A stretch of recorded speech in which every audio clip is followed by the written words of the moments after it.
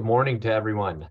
I'd like to welcome you to our gas stove webinar with Steve Everley.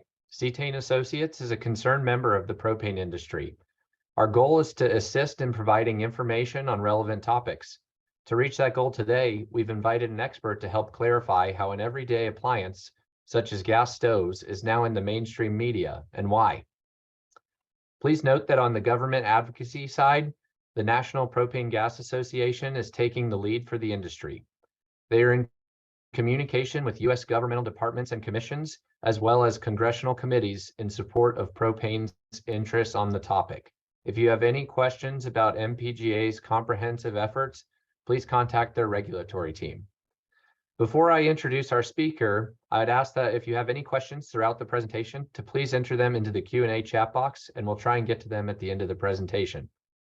Now, it's my pleasure to introduce Steve Everley, a managing director at FTI Consulting, a global business advisory firm.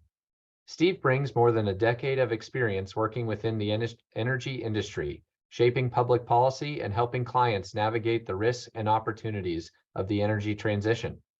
He focuses on high-profile issues such as carbon capture and storage, nuclear power, residential natural gas, hydraulic fracturing, climate policy, and pipelines and energy infrastructure.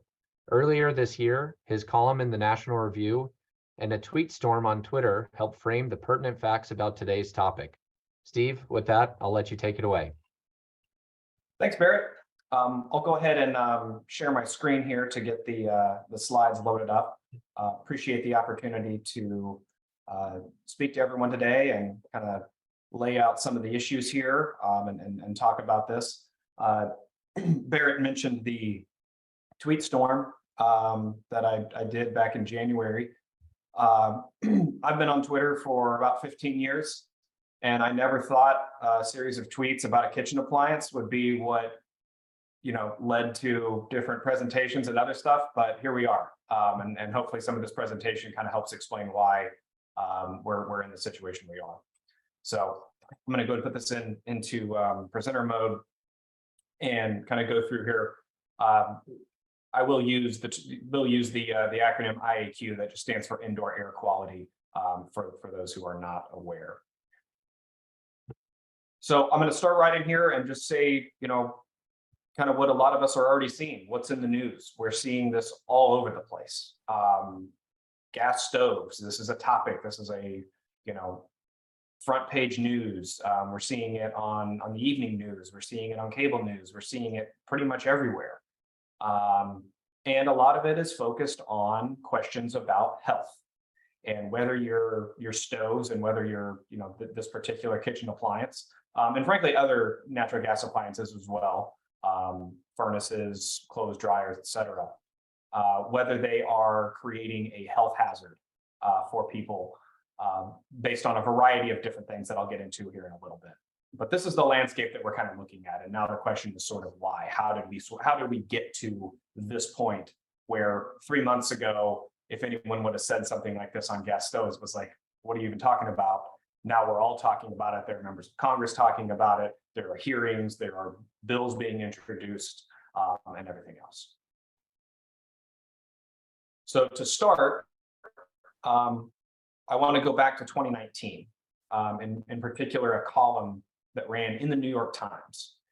Now, if you go back to 2019, the folks who were talking about natural gas and indoor air quality and health risks of stoves was pretty limited. It was a pretty small universe of folks that was looking into that. That's not to say it began here. People have been talking about this for a while, but it really wasn't an issue that was resonating. But I think this column in particular is illustrative for a couple of reasons. One of the bylines on this was a staffer with the Rocky Mountain Institute, which is later just shortened to RMI, which is now one of the groups that is leading the campaigns for electrification, and is actually supporting a lot of the research suggesting health harms from gas stoves. And as you can see from the excerpt pulled out here, they made it very clear that we're going to have to get people to get rid of their gas stoves. We're going to have to do that. They basically called their shot. This is Babe Ruth standing at the plate, and pointing and saying, this is what's going to happen. And so, as you can see, if you read the full column, there's a whole bunch of nuance and there's a whole bunch of other things. But I think this is illustrative not only for the group that was involved, but also for the fact that they said and sort of telegraphed, this is what we're going to be doing. And it ran in the New York Times. This wasn't just some sort of obscure blog that people just kind of overlooked. A couple months later, this is not coincidence, the city of Berkeley becomes the first city to ban natural gas connections in new buildings. This is a policy, by the way, that is still being litigated. I believe where this is right now is the Ninth Circuit is considering an appeal from the California Restaurant Association and a few other parties that have obviously raised concerns about, what this actually means for if you're a restaurant, what this means for the future of some of your restaurants. Certain Asian cuisines, certain Latin American cuisines require an open flame. And so there's a lot of concern, not only about the restaurants in this particular city, but also the precedent that this sets in terms of how they're going about this and whether there are federal measures in place that this is superseding and some of the jurisdictional questions related to that. Don't ask me to get into all the minutia of that. I'm not really entirely sure of how all that works out, but it is notable in that here we are again in 2019, before anyone was really talking about it, this stuff was kind of simmering up on underground a bit. And then over the next few years, we can see how this discussion and how this issue of natural gas and indoor air quality has become such an issue, such a big issue and a national issue. If you look at 2020, you've basically got a handful of states that were pushing forward what were largely local bans or restrictions. And then you had kind of the pushback from some of the states that were passing consumer protection laws to essentially say, we're going to ensure that residents here have access to either gas or electric. And then as you can see here, just in the course of, really less than 3 years, pretty much every state has something going on related to this, whether it's a local measure that's being passed, whether it's a state measure, or a little bit of both. So again, the purpose of this is less about which state is doing what and what exactly the Kansas law says versus what's in Washington or whatever, and more just to show how this issue has grown and the significance of this and how this has become such a big, I would say a kitchen table issue, but I think that's probably a little bit too much of a pun. So I'll just say a front burner issue. There I go again. Okay. So in the last year, and this is how we can kind of see where a lot of this is happening, and frankly where a lot of the actual activity is. A lot of the discussion that you'll see in the media discussion is there will be a claim about a federal ban on natural gas stoves, or don't ban my gas stove, or from my cold dead hands, whatever. And a lot of the media attention will unfortunately, you'll have like PolitiFact and Fact Check and basically say, no, that's not true, because the Biden administration has said it will not be banning gas stoves, which they have said. But the actual policies that are being enacted and the actual movement on this is happening not just at the state level, like the previous map showed, but actually at the local city level.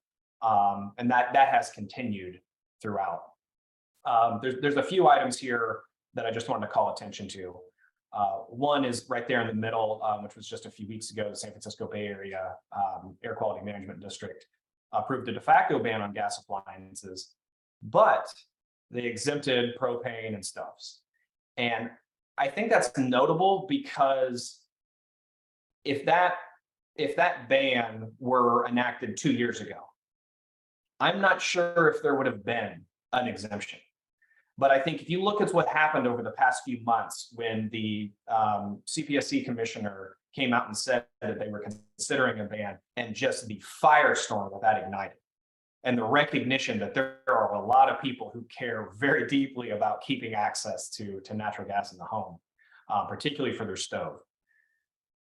I think there's a recognition that there needs to be some sort of exemption here. If we're going to do this, we can't do that because it's just not going to be workable. So I think that's significant, and that's something to watch. And we've seen this in some other parts of the country as they're proposing certain policies and proposing measures.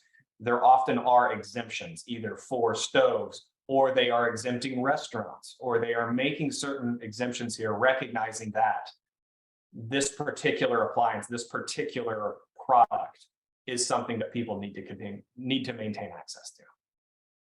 The last one here I think is also notable, not just because I happen to grow up in the Kansas City area, but also if you remember the map, Missouri had passed a consumer protection law, but local activists there had worked around it. And this is similar to what has been done in California as well, by the way, where they're requiring, they're not saying we're not going to ban natural gas. Oh gosh, no, we wouldn't do that. We're not going to ban stoves or any of that. But we're just going to say that every new building has to be wired for electric. It has to be electric ready. So they can get around it and say, well, we're not passing a ban. We're not violating the law. We're just saying it has to have this feature over here. You can have a gas line too. Well, if you think about that from a cost perspective, though, if you already have to wire everything for electric, having to add the gas hookups too creates an additional expense. And so it becomes cost prohibitive to have both in a lot of circumstances. And there has to be, certain situations where you would have to have that. So it's a way of sort of getting around this idea of a ban, but making it such that you're not allowed to hook up gas. So you're achieving the same thing through different means. And that's something also to pay close attention to, because that's how a lot of places have gone about this, whether to work around a consumer protection law or just to keep it out of the discussion such that you have to say the word ban.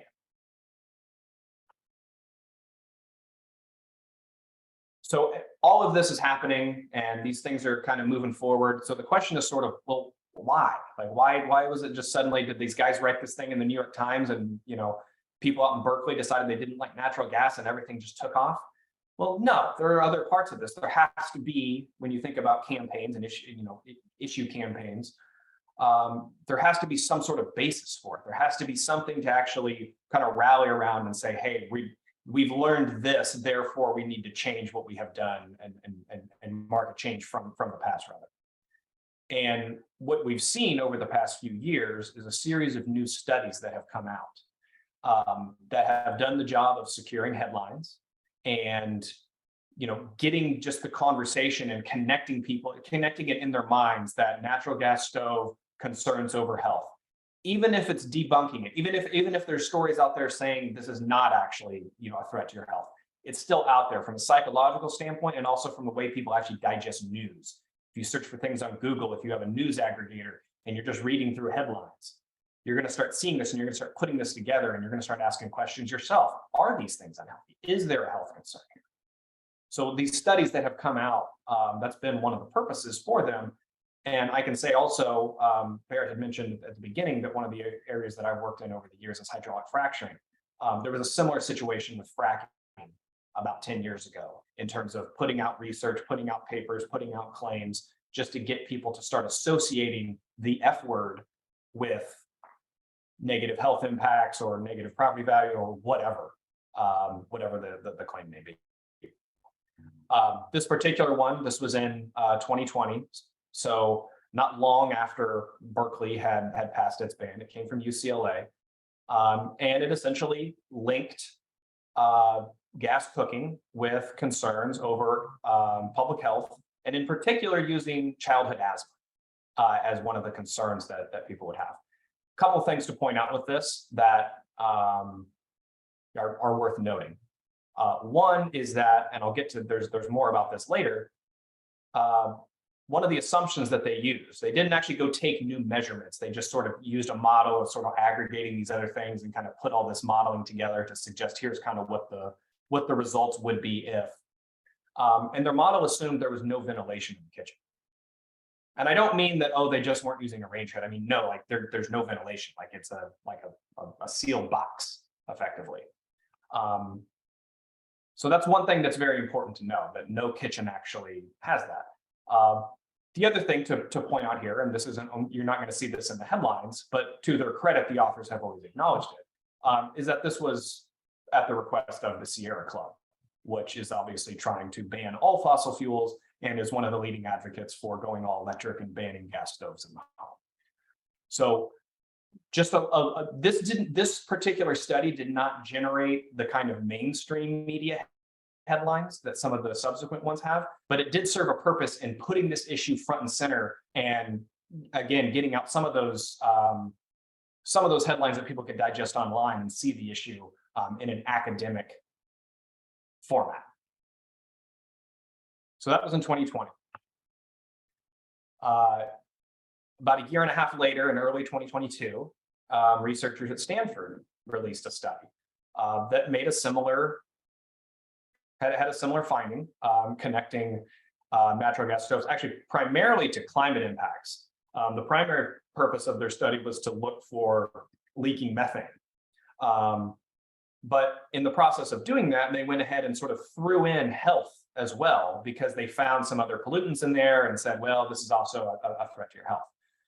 Well, here again, and I've pointed this out and directly from the study itself, when they took their measurements, they actually created a test kitchen and took measurements. They sealed the kitchen in plastic tarps, removed any ventilation, and then turned the gas on. Well, no one is really cooking like that, I hope. I've heard comparisons to Dexter. I've heard other sort of analogies in terms of what kind of environment they were trying to create there. But it's certainly not representative of any real life kitchen. This one did receive mainstream media headlines. I've got, the Washington Post there, for example. And again, there's a cumulative effect here where there starts to be sort of greater than the sum of the parts, where when you start seeing multiple studies, it starts to become a trend, right? It becomes, this is where the body of research is going. Recent research is showing once you have one or two or three of these, you start to have a pattern and people start rethinking things just sort of reflexively. So this is an interesting one. I will say also that the authors, several weeks after this was released, actually came out and said, if you have a perfectly fine working gas stove, there's no need to rip it out.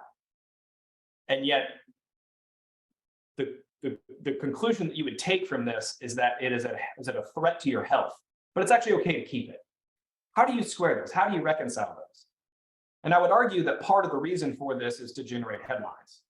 But again, as I also said at the very beginning, the primary purpose of this study was looking at the climate impact of this, which, by the way, if you are looking for leaking methane in something, sealing a kitchen in methane or sealing a kitchen in tarps makes sense, because you're trying to figure out if there are leaks even when it's not on, what the leaks are when you turn it on or turn it off, because you have to actually detect it in terms of where that's leaking out. But it's not particularly relevant if you're looking at it from a health perspective. And unfortunately, that kind of nuance doesn't get into the headlines. And this is the study that many of us are probably familiar with, because it came out towards the end of December and was really kind of released alongside when Richard Franklin Jr. from the CPSC made his comment about we're considering a ban on natural gas stoves. The headline here, obviously, is linking natural gas stoves with childhood asthma. And as you can see from the headlines, saying directly that gas stoves are causing asthma in children. And a few weeks after release, the Washington Examiner talked to one of the study co-authors from RMI, which I mentioned earlier with the New York Times, in which she actually said, it actually does not assume or estimate a causal relationship. It does not establish a causal relationship between this. There are some other methodological flaws and some other problems that I know the American Gas Association and others have kind of called out as well within that. But I think this is notable too, in that you have the author saying that that's actually not what it was doing. And yet there's no evidence that the authors reached out to some of these publications to get a correction to some of these headlines, which are completely false based upon what they have said here as well. And in fact, some of the authors of the study were actually sharing these headlines on their own social media.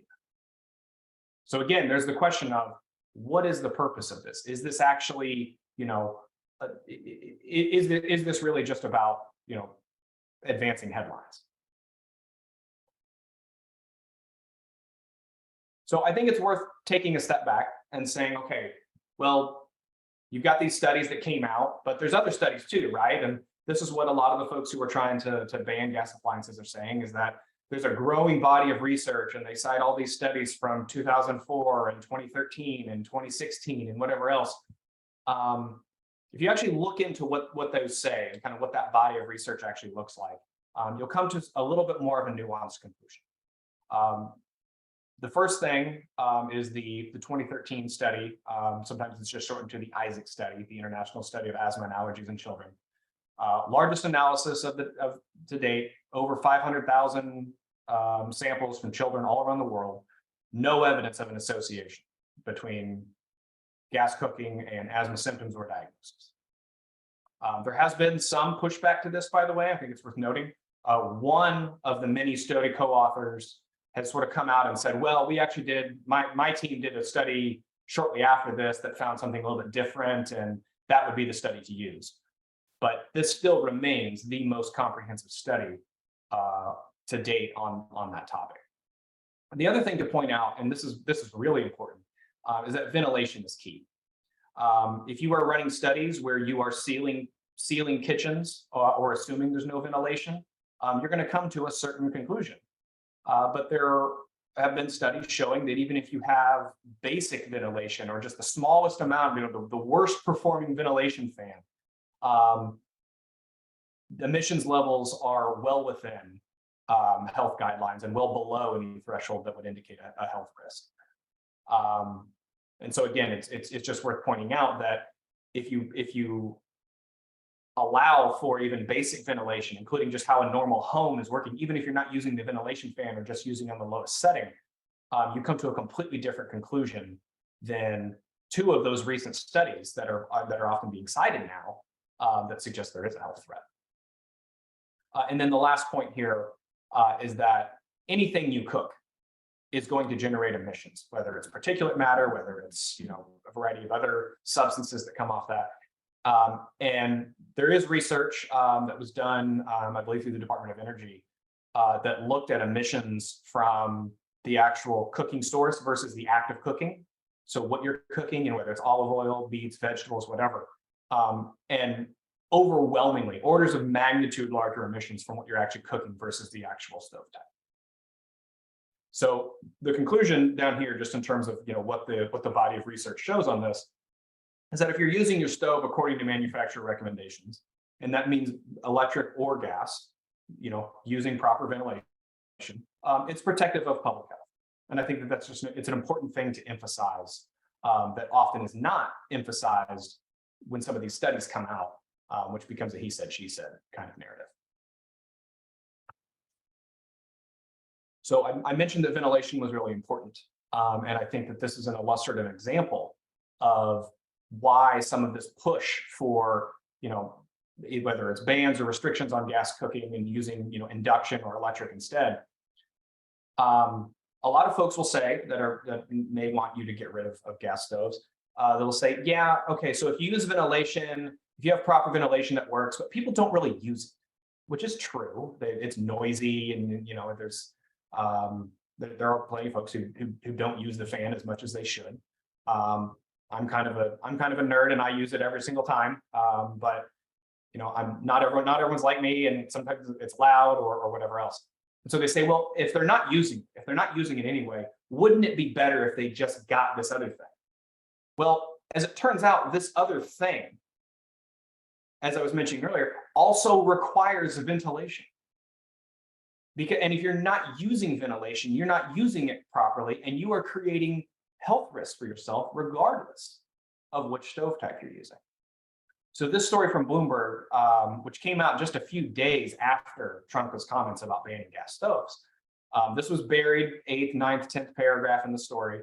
The person who's quoted here is actually the manager of an appliance store, and who is actually saying, you need to get a range hood. Don't just think that because you swapped out your gas stove for a $2,500 induction stove that everything's all hunky-dory. You still need to invest in that. And so that raises the question, if the research is showing that using your range hood makes it protective of public health, regardless of stove type, then what is the push to move over to that? What is actually driving that? And that's an open question. Some of the folks who are trying to do that legitimately are concerned about public health. Some of them are more concerned about climate change and want to get rid of fossil fuels. Some of them are kind of in between. So just some more on kind of the body of research and some of the recent things that we've seen pop up recently that don't get nearly as much ink and coverage and probably don't register as highly on Google search results. But there has been some research recently showing where the body of research is on this actually, pushing back on some of those studies. I mentioned that UCLA study from 2020. The item on the left here is actually a study that the California Restaurant Association commissioned, looking into the flaws of that study. And then one here at the bottom is interesting. This is the dean of the Colorado School of Public Health, who had done some research on this way back in the 1980s, and said there's really no statistical difference between houses with gas stoves and those without in terms of respiratory illness. Now, again, one study does not a conclusion make in terms of a definitive thing, but if you look again at that body of research, and there's so many studies that have been published since the 1980s that show, if you know, a much more nuanced picture than what you seem to be seeing right now. So here's the current landscape. The CPSC is actively seeking input on what it's termed the chronic hazards of gas stoves. The Department of Energy has proposed energy efficiency regulations that, according to many folks, would put half of all current stoves out of compliance. There has been some pushback to that. There have been a couple of bipartisan bills actually focused on that, including one recently that I'm kind of jumping ahead a couple bullets. But you had 29 House Democrats join Republicans in voting for a measure to limit that capability to do that, which again just shows how intense this issue is, and also how bipartisan it is in terms of, you know, keeping access to this type of cooking. But bans are continuing to be introduced. New York, when I gave this presentation a few weeks ago, I think I said that, you know, this was going to affect March 31st. It was going to be a part of the budget process. As of a few days ago, that was still kind of being ironed out and things were being delayed. But that one would be, and if it does come to fruition, will be the first statewide ban by legislative action. What they're doing in California, where they're not actually banning it, they're just requiring everything to be electric ready. That was done through the California Energy Commission, and so through executive agencies. I mentioned that a lot of these bans are happening at the local level, and a lot of them are happening not as a, you know, sort of city council vote or a state legislature vote, but through building code updates, which, you know, don't really attract a whole bunch of people to come in and follow along. So it is happening through a little bit more of an obscure process than what would normally be, you know, happening. And I've heard plenty of people call this an end run around, you know, the democratic process. And another interesting element here too is that the White House has been distancing itself. The Biden administration has been distancing itself and saying, we're not interested in banning, we're not proposing a ban on gas stoves. I think one of the officials even said, I have a gas stove, I like my gas stove.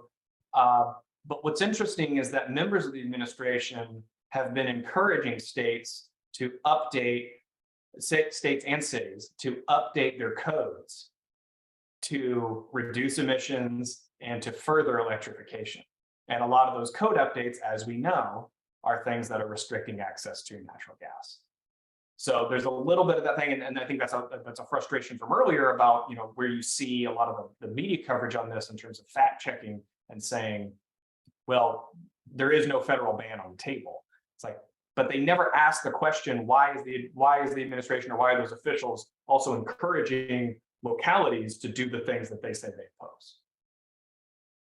And the last thing to say here is that I mentioned that, the bipartisan opposition. I've said this a couple times. Is that there is really strong national opposition to a gas stove ban or a gas stove restriction. And it cuts across party lines. It's not really limited by region. If you look at kind of the intensity on some of this, if you look at the overall sort of support oppose, it might be a little bit more kind of 50-50, but the most intense is always strongly opposed. That's always going to, that always has kind of that plurality amount, which means that those are the folks who could actually view this as a voting issue, which is why I mentioned earlier about some of the exemptions that we're seeing for gas stoves or for restaurants or for other entities. Why you're seeing some of that, because people recognize and policymakers recognize that there will be severe pushback if they move forward with this. And I think that brings us to the end. So I think we can open up for questions, comments, or hurled tomatoes. Great. Well, thanks so much, Steve, for going through that. We do have quite a few questions and statements here, actually. But kicking off, there's actually two here that I think kind of tie into each other. But one, we see a lot of daunting headlines from the media.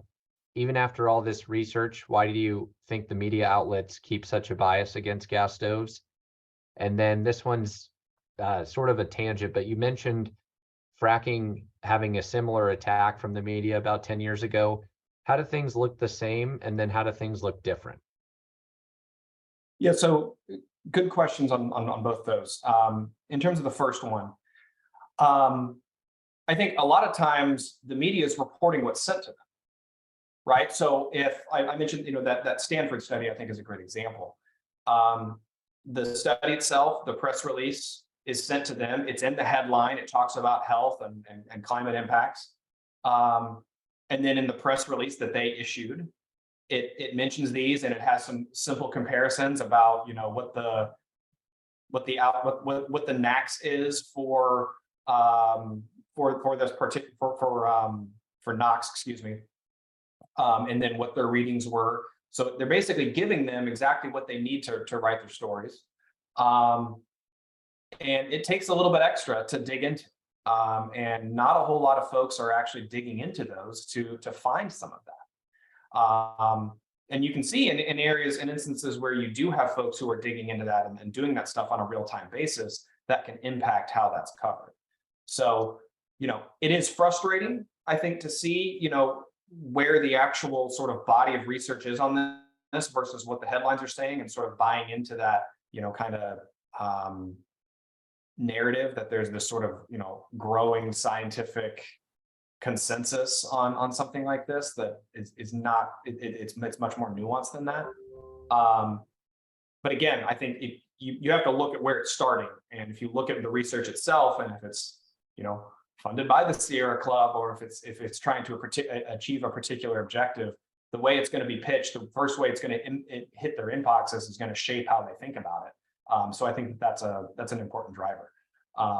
And look, I don't think that's a total excuse, though. I think that there's always a need for scrutiny, and you can bet that if there's an industry-backed study that has a particular conclusion or headline, people are going to dig into it, and they're going to try to sort of scrutinize and say, okay, where are the flaws and where are the other things, which they should do, which is exactly what you would expect to do.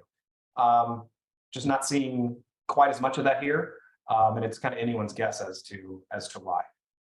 The fracking comparison, I think, is interesting. 10, 12 years ago, where that conversation was and where it was going, it went to the local level, which is kind of interesting here, is that we're also dealing with sort of local bans, local restrictions, local fights over this. Local control was kind of the term for fracking for a while, in terms of going into cities, and it was cities that were passing bans, and states also had certain prohibitions against this, or they had state regulatory authorities that said, we are the ones who regulate this, cities cannot. And you're seeing a similar dynamic now in terms of some of the court cases, but some of the other pushback on this, just in terms of jurisdictional issues and where whose authority actually is in place there.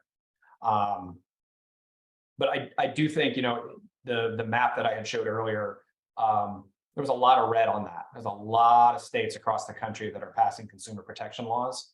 And I think time will tell whether, that's something that actually sends enough of a signal that some of these bans kind of stay isolated, or if more folks kind of do what happened in Kansas City, where they sort of end run around it and say, we're going to just mandate that new buildings all be electric. And if you want to add your gas stove, you can have your gas stove. Yeah, interesting stuff. So just for everyone's sake, I know we said 30-minute webinar. Please feel free to drop off and we'll have a recording of this. But we do have some more questions here. Next one, I'm not sure if you'd know this off the top of your head, but have gas stove sales dropped significantly in the last year or so? Do you know that? I do not. I know that just anecdotally, I have seen different cities and reports from different states. I think there was stuff in Maryland because they've been considering some of these restrictions, that like Airbnbs and others are actually advertising that they have gas stoves, like come here and use this.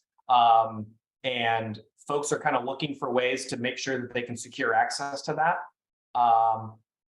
Whether that's 50% plus one of the whole country, or just a few sort of notable examples that you're kind of seeing some headlines from. I couldn't tell you. I would be surprised if there hasn't been an interest in people going into appliance stores and asking about, induction and electric cooking, just because of virtually everything they're reading, whether it's Consumer Reports or whatever else. And I will say here too, just as a full disclosure, induction stoves are kind of cool. Like they are neat devices. It's like space age technology. But if a gas stove is $800 and an induction stove is $2,800, it's a little bit of a different calculus. And that sort of parity is not quite there. There's some conversations about some of the incentives from the Inflation Reduction Act to actually give folks credits towards buying electric and using and going towards that, which reduces that gap a little bit. But I think at a minimum, you're probably still looking at several $100s more for the induction option. And when you compare that with people who just prefer to cook with gas because it's just been something that they've done for so long. But in terms of appliance trends and where people are on that, I'm sure there's probably some market research. I just don't have access to it. Yep. We've got one here. Is it acceptable to use your data from slide 10 in our customer communications? Those are powerful, clear points of the facts versus the headlines. I'll let you speak to that. And then I'd also say, I know MPGA and their team has a lot of great research, and you can reach out to them directly. They can have all that kind of facts versus headline stuff. Absolutely. So. Yeah. And what I will say here too, is that a lot of these items that are cited, you can see some of the citations at the bottom, but if you go to whether it was the National Review article, or if you just go to my Twitter account, the pinned tweet is the tweet thread. I've linked to a lot of that. And there's a lot of that research that's in there. So you can probably find those links much quicker than it would take to reach out to us or us to pull them together and send them over to you. So that would be the easiest great. way. And I've known Steve for a few years now, and his tweet storm actually got me to follow him on Twitter because I enjoyed reading that so much. We've got one here. Someone did their research for us. In 2019, donations to the Sierra Club were $258 million. The top 15 staff members were all paid more than $200,000. They have no financial incentive to solve this problem. It's similar, or this is just about political narratives, is what they're saying. When will we see consumers and votes backlash against these misleading narratives? Well, I think the backlash is happening. And I think it happened when the gentleman here on screen, when Richard Trumka Jr. made the comments he did to the media. And you saw people jump. I mean, people were putting videos and images on Twitter of like handcuffing themselves to their gas stove. They've sort of there has been an awakening here, I think, in terms of folks realizing this. Not just folks who just like, oh, I love my gas stove, but there's a surprising number of people who are just like, are we really spending our time trying to ban this? Like, is this? There was one commentator who came up shortly thereafter, like, does this not feel like someone just threw a dart at the wall and found like, let's ban this kind of thing? So there's this kind of conversation that has happened that was not happening, a few weeks even before this happened. So on this particular issue, I would say that's happening. I mentioned the bipartisan legislation that's going through, and I think it's going to be a lot harder for folks to push forward some of these measures, even at the state and local level, just because people are now aware of it and they're looking out for it. But I will say that, when you're doing, it's one thing to sort of say that and to recognize that and say, hey, yeah, I'm, gonna stand here and defend my gas stove with everything I've got. But when you're having these sort of hearings over building codes and other stuff that no one shows up to and no one even knows when they happen, and yet that's where some of these decisions are being made, you can see how some of the stuff could continue to advance, even with that sort of, ready sort of, group of people willing to push back on this. So that's going to be kind of interesting to see moving forward, if there is more of a recognition of that and there's more sunlight on where this stuff is actually happening. Yeah. So here we've got one here in Massachusetts. We have a quasi state group, Massive, pushing towards total electrification. The ads in local newspapers are terribly misleading. I actually called and emailed the reporter of a recent story on the positive news and attributes of heat pumps and electric heat. I never got a response, even after multiple attempts. That being said, when you're buying local through local and state channels, is there any way you suggest to get in contact or really voice your concerns? As you said, it's done quietly and assume under the radar. I know FTI, you guys do a lot of that behind the scenes for different groups as well.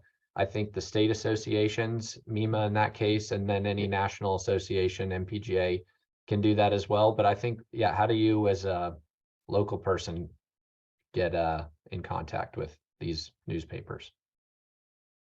I mean, first of all, I'll say just in terms of like policy advocacy, I know that you had given kind of the note at the top about MPGA and kind of handling all of that. And the purpose that I'm serving here is basically just to sort of say, hey, here's kind of the landscape and here's kind of the issues and here's where things are sort of headed. It can be discouraging, I know, regardless of what issue it is, whether it's, gas stoves or, the Boston Red Sox or whatever, like you write into the paper and they don't write back. But I do know from working with the media for so many years, particularly with editorial pages, is they get a lot of letters to the editor, and they've got to sift through a lot. And what they ultimately publish, what they try to publish, is something that's representative of the total volume of things that they get. So if you see, those letters, and I'll get to the actual point here in just a second, is that if you see that there's like 3 letters about the local sports team, and then one about, a rise in crime, and then one about gas cooking, you can generally assume that in terms of the volume that came in, the vast majority were on the sports stuff, and then there was a few on each of those others, and they basically just tried to pick one that was revelatory of that. But suffice it to say, if you're trying to get in touch with the papers, certainly reaching out to reporters to ask questions about that is fair game. But writing letters to the editor is also something that a lot of folks don't want to do, just because they feel like, well, they're never going to publish me. They're never going to do, they're never going to publish what I write or whatever else. But if you do want to engage on that, again, on any issue, the recommendation I would have there is just make sure you're complying with the rules that they have on their website. Sometimes they are very limited. They say 150 words or something like that. Fitting within that box is what tends to work best. But like I said, just as a further disclaimer here, in terms of the actual sort of like the policy discussion and where things should be going, the advocacy side, I'll defer to what Barrett said and what NPGA is doing for you all. Excellent. Well, I think we've wrapped up the majority of the questions. Steve, thank you so much for joining us today for a quick lunch and learn type of thing. Really, really thankful that you were able to join us. If you've got any kind of closing statements, I think after that, we'll wrap up the webinar. No, just thank you for having me. giving me the opportunity to chat here and to provide a little bit of information on the landscape and answer a few questions. There were some really good questions here. The other thing I will say here is that what I ran through here was a 30-minute kind of synopsis of kind of where things are. There's a lot more. I mean, in terms of the body of research, in terms of the studies that are out there, there's obviously a lot more. There could be a 3-hour presentation on this that would just scratch the surface. And certainly in terms of the policy environment, in terms of where cities are going, some of the groups that are involved on both sides of this issue, there's a lot more that could be brought here. So this is a thumbnail sketch essentially, but hopefully it was useful. And again, thank you for the opportunity. Awesome. Well, thank you everyone for joining, and we'll look forward to seeing you soon.